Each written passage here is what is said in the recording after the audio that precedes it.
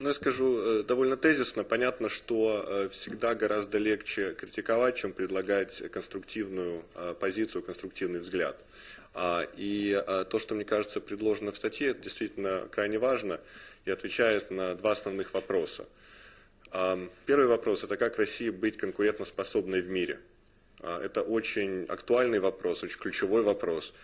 И часто, занимаясь таким неким самобичеванием, мы забываем о том, вот что сейчас в мире вообще происходит. Я вернулся только что из Давосского форума, и, соответственно, абсолютно очевидно, что страны Европы находятся в полном параличе принятия решений, и самое главное, им непонятно, как найти возможности для роста.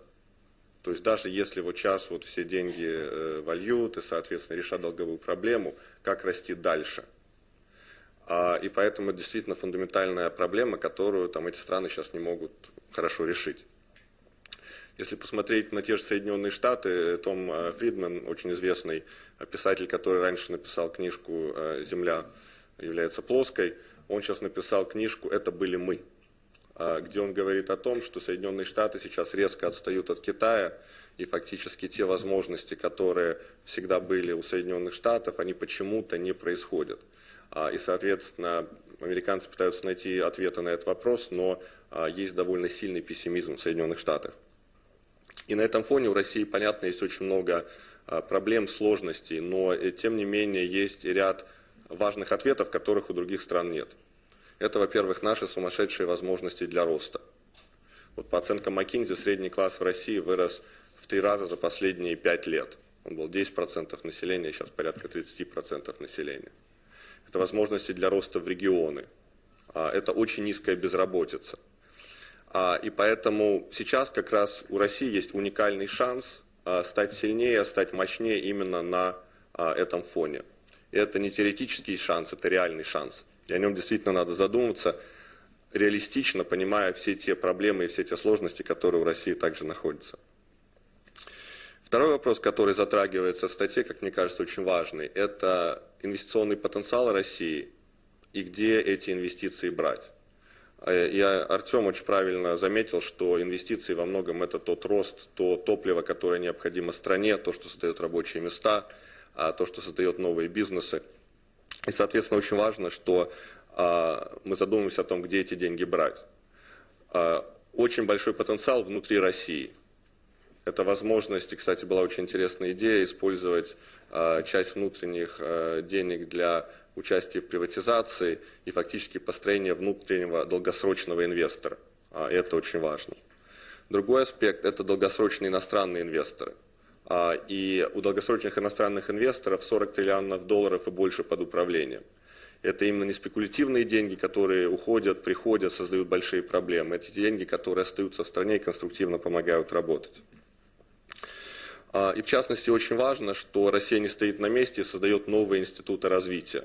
Мне кажется, что вот то, что делает агентство стратегических инициатив, это крайне важно, потому что они умеют сфокусированно отвечать на многие вопросы, связанные со средним бизнесом.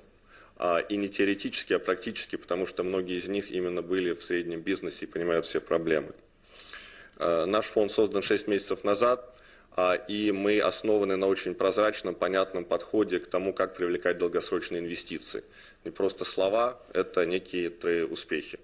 В наш экспертный совет в рамках нашей прозрачности вошли фактически все ведущие инвесторы мира. Это глава суверенного фонда Китая, Кореи, Кувейта, главы всех ведущих фондов прямых инвестиций, такие легенды, как Леон Блэк, Шварцман, Дэвид Бондерман и другие. И причина, почему они входят и общаются с нами, потому что они верят в значительный потенциал России. Верят не теоретически, они очень практические люди, а верят практически. Буквально через 4 месяца после того, как мы начали работу, мы сумели привлечь $1 миллиард от китайского суверенного фонда. Вчера мы закрыли нашу первую сделку, это инвестиции вместе с ИБРР в биржу ММВБ РТС. И это не просто доходная инвестиция, на которой мы считаем, что мы сможем хорошо заработать, но это инвестиции в финансовую инфраструктуру России, это инвестиции именно в создание долгосрочных инструментов инвестирования в России. Поэтому, завершая, очень важно фокусироваться на каких-то практических шагах и их измерять. Вот в статье есть очень важный пункт о том, что нам надо улучшать показатель деловой активности, Давосский форум в том числе имеет такой показатель для всех стран. И, в принципе, он довольно интересно и как бы корректно считается. Поэтому, если поставить себе цель резко улучшить этот показатель, это действительно возможно, достижимо и сумеет жизнь сделать лучше. Поэтому, завершая, я считаю, что да, у России есть много вопросов, сложностей, то, что необходимо решать. Но статья дает четкое, понятное направление движения, как создавать более конкурентоспособную Россию, как привлекать капитал для этого и как Россия укреплять свое положение в мире.